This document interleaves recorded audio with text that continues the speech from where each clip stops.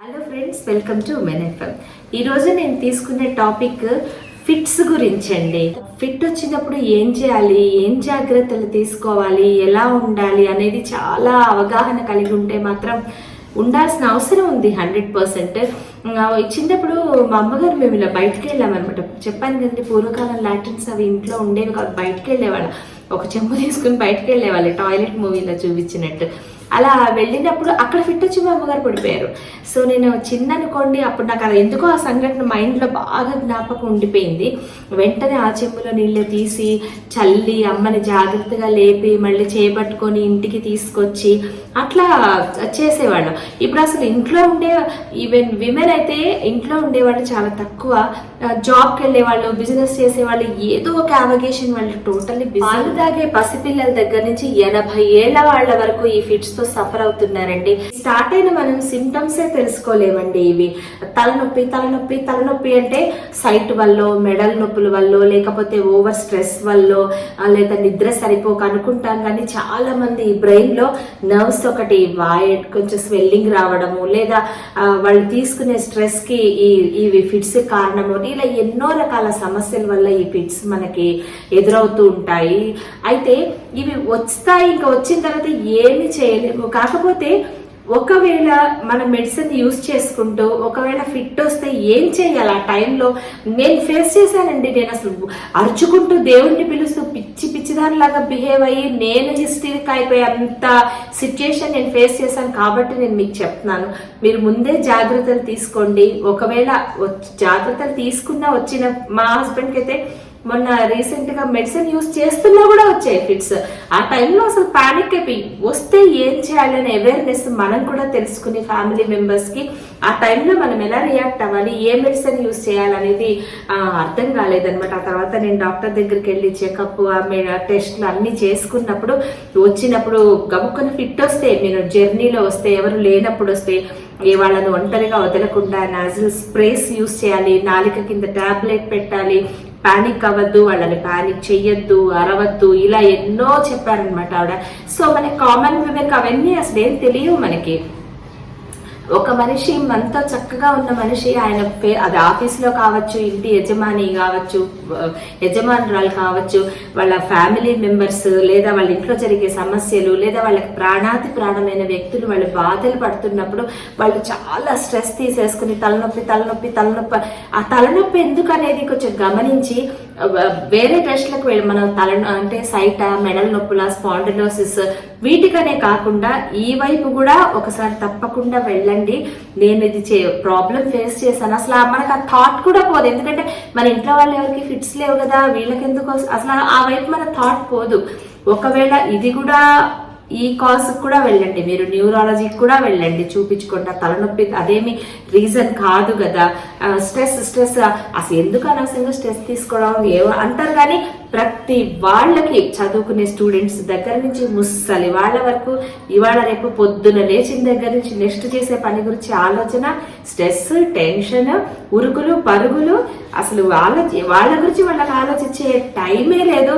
మరి మీ గురించి మీరు అంత ఇదైపోతే మీ ఫ్యామిలీ మెంబర్స్ మీ గురించి ఆలోచించేవాళ్ళు ఈ మధ్య అండి చాలా ఎక్కువైపోయాయండి. పెళ్లిళ్ళు, డివోర్స్, చదువులు, ఉద్యోగాలు రాకపోవడం, మళ్ళీ పోని ఉద్యోగాలు వచ్చిన ఇది తట్టుకోలేక, పాలిటిక్స్ తట్టుకోలేక చాలా స్ట్రెస్. అసలు ఈ క్షణం మాకు స్ట్రెస్ లేదు, మేము హ్యాపీగా ఉన్నామనే వాళ్ళే లేరు, అలా అయిపోయింది. సో ఈ సమస్యలతో ఇది మన అటాక్ చేస్తుందంటే వాటితో పాటు ఇది కూడా జీవితాంతం భరించాల్సి వస్తుంది. కాబట్టి జాగ్రత్తగా ఇవేమి మిమ్మల్ని బాధించకుండా చాలా జాగ్రత్తగా ఉంటూ కేర్ఫుల్గా ఉంటూ వెళ్ళాలి. నేను కిమ్స్కి వెళ్ళినప్పుడు మా కజిన్ అక్కడ డాక్టర్ అనమాట. అంటే మాకు అంత క్లోజ్ రిలేషన్షిప్ లేకపోయినప్పటికీ ఇలా మా హస్బెండ్ ఫిట్ వచ్చి పడిపోయారు అనగానే వెంటనే సజెస్ట్ చేసిన డాక్టర్ ఆవిడే అనమాట, సీతా జయలక్ష్మి గారిని. అడ్మైరింగ్ విమెన్, ఆవిడ చూస్తే నేను హ్యాపీ అయిపోయాను. ఎంత నాలెడ్జ్ అంటే అసలు ఎలా ఫిట్ వచ్చి పడిపోయారు అనేది ఆవిడ అసలు చూడలేదు. జస్ట్ నేను ఇలా అలా చేసి ఇలాగే వచ్చింది, అసలు అలానే వచ్చింది. అంత నాలెడ్జ్ అనమాట.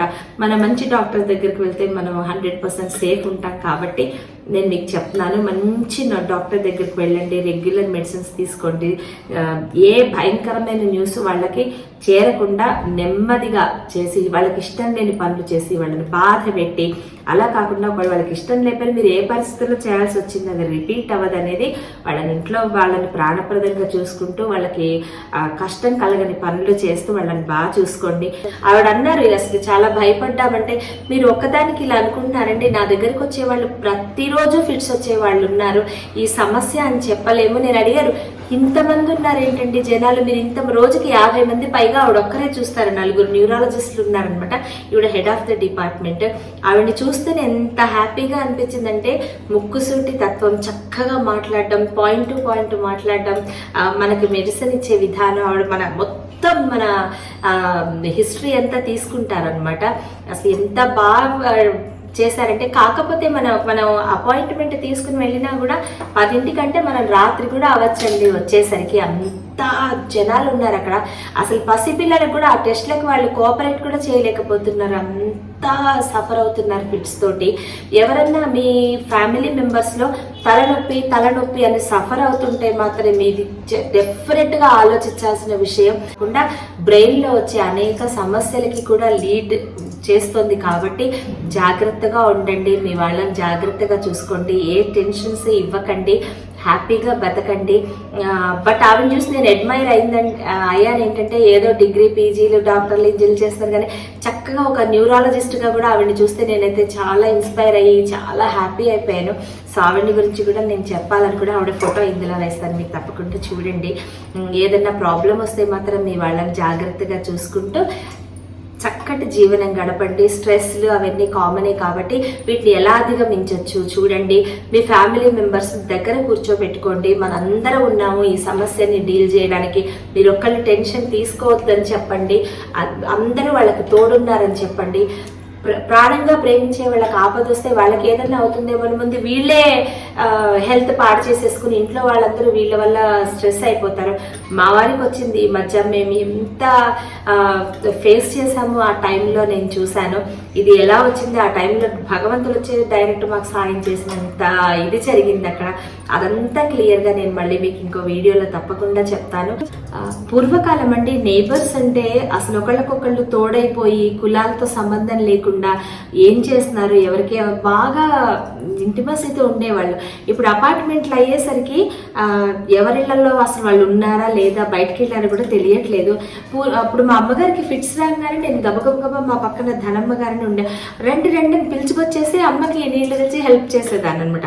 తనకి తాను సుఖపడితే తప్పు కాదు, కానీ తన వాళ్ళని సుఖపెడితే ఆ పాటలో ఉన్నట్టుగా మీ వాళ్ళని మీరు ఎలా సుఖపెట్టగలిగి వాళ్ళకి ఏం చేస్తే వాళ్ళు ఆనందంగా ఉంటారన్నది ఆలోచించండి. ఈ విషయం గురించి కూడా కుటుంబీకులని వాళ్ళకి ఏదైనా హెల్త్ ఇష్యూస్ వచ్చినప్పుడు జాగ్రత్తగా ఉండండి.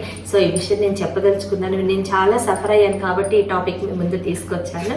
Thanks for watching. ఇంకో మంచి టాపిక్ తోటి మళ్ళీ మీ ముందుకు వస్తాను. Bye bye.